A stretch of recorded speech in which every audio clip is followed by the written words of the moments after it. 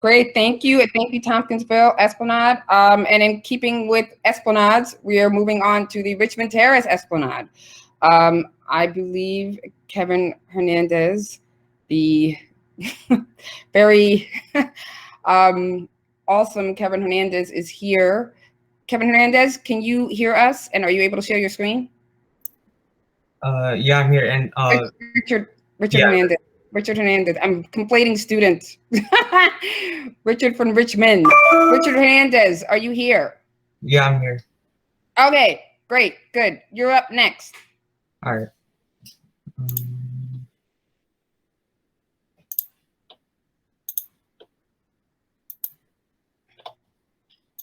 Oh, and Richard Hernandez, could you tell everybody what year you are? Could you tell everybody what year you are? Oh yeah. Okay. So I'm in the 10th grade. So I'm a sophomore. Okay, great. Take it away, Richard. All right.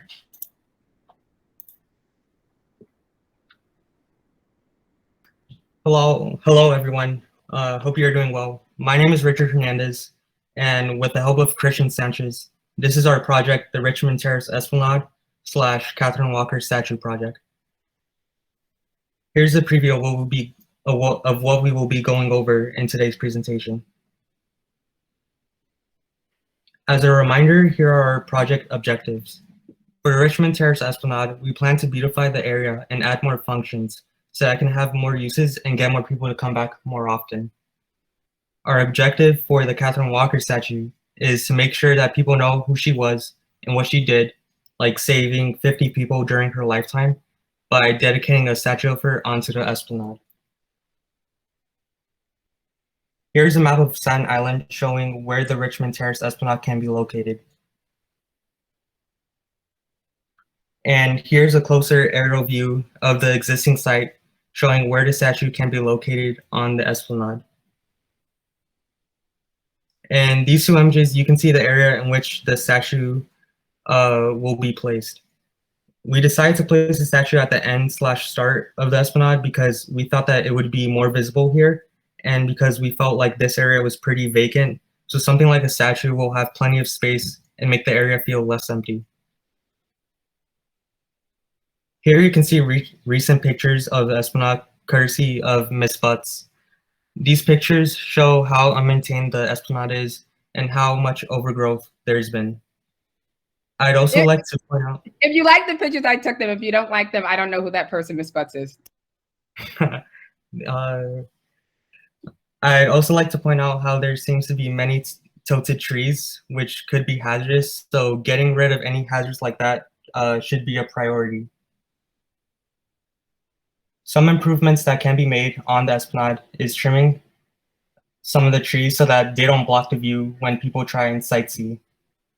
The second thing that can be improved on is maintenance of the overgrowth that there's been to make the Esplanade look more maintained and taken care of. Lastly, another problem that can be fixed is the covering up of the sinkholes and cracks that there are on the Esplanade. One thing we did to get community feedback with the help of Ms. Butts was to send out a survey to get people's opinions on the project and see what activities they would like to see implemented. Some suggestions that were made were to add bench swings, flowers, tree guards, pet waste stations, and better lighting so that people can feel safer when walking at night. Another thing I did to get community feedback was to go on Google Maps and look at the reviews that were posted. And here you can see the reviews that I found most relevant. From what I read, it seemed that most people went to Esplanade to look at the view and watch the water traffic. So this made me think of how we can modify the Esplanade to make their experience better when sightseeing. Here you can see a diagram of the additions that could go on the Esplanade. An addition we thought could improve the Esplanade were gaming tables. We felt that this would encourage community engagement and attract people at the same time. Looking over the answers for the survey, I noticed that one of the suggestions that were made was to add pet waste stations to encourage people to pick up after their dogs. And I thought that it was a good idea to implement. Another thing we thought that could be added were more water fountains and ones that dogs could use as well. Another thing we thought we could add to get the community involved were bulletin boards, so that if there was an event that someone wanted to announce, they could post a flyer onto the board. The board can also act as signage, showing different locations around the area. We also decided to add bike racks to Esplanade for anyone who made it there on bike. We felt like adding a couple more lights to Esplanade because, as mentioned before, a suggestion was made in the survey to add a couple more lights so that there's better lighting and so it feels safer at night. We also thought adding flower pots would make the Esplanade look more beautiful. To prevent littering, the addition of more trash cans will make sure that people will have a place to put their trash instead of leaving it on the floor. We also want to make sure that all the benches and fencing is up to date. Finally, the last two additions that we thought would benefit the Esplanade were stationary binoculars and tree pots. The reason for adding stationary binoculars is to make it easier to look farther on the Esplanade and make the sightseeing experience even better. And the addition of tree pots will make it easier to maintain trees and make them look better. Here's a collage of all the screenshots that I took from the architecture firm Sasaki while doing case studies that helped me visualize some of the ideas that I had. These two case studies inspired me and gave me an idea of the different designs that I could do for Esplanade. These case studies gave me an idea of the different seating that could be used. While doing case studies, I found this design from Shenyang University and liked the idea that they had for an overlook, and thought that this would be a great idea for some expansion on Esplanade to have more space.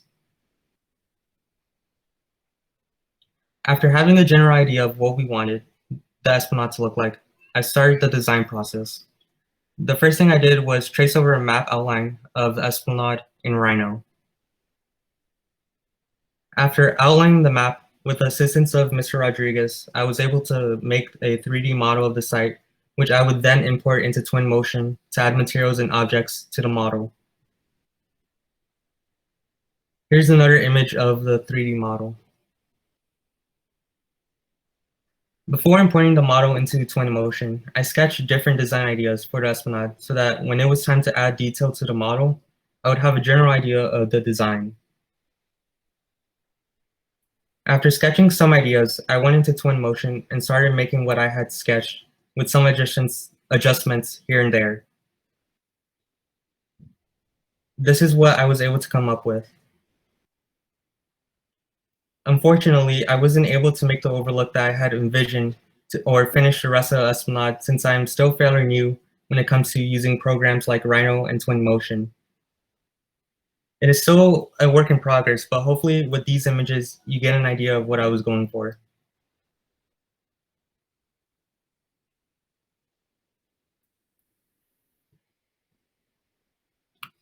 Thank you for listening to this presentation. Yeah, that's just outstanding. I also want it to be noted that Richard Hernandez actually got a much later start on his project than the other projects. Many of them started back in 2020. Richard's project, he didn't, because he's was new to it, he didn't actually start until, it feels like yesterday, but just a few months ago. So I just want you to take that of note in terms of the sheer volume of work that's been done on this project, with basically 3 to 4 months less than what everybody else had to work on. Questions or comments? And I know, Colleen, this project is of particular interest to the borough and to you, especially because of the Katherine Walker statue. So any questions or comments from you? Anybody? Yeah, and Jennifer Sammartino, she can't speak for right now, but she said, great job, Richard. Richard, I have to say, and I emailed Heather just now, might as well tell you, I'm so impressed with what you did, you know, the last check-in we did to now. And I don't know if you did this on purpose, but you actually used the same font that we use for Visit Staten Island, which is our tourism initiative. So I don't know if that was coincidence, but it really helped align our mission with what you're doing. So for my colleagues on the call and for people who are joining today, you know, I asked Richard to, you know, I know all the projects are kind of Staten Island and Borough President, but this one in particular was kind of the one I proposed because we really wanted to highlight Katherine Walker, who is, you know, who lived in Robbins Reef Lighthouse for years. And she is a symbol of not just as a woman, but also of the maritime industry and the history of Staten Island.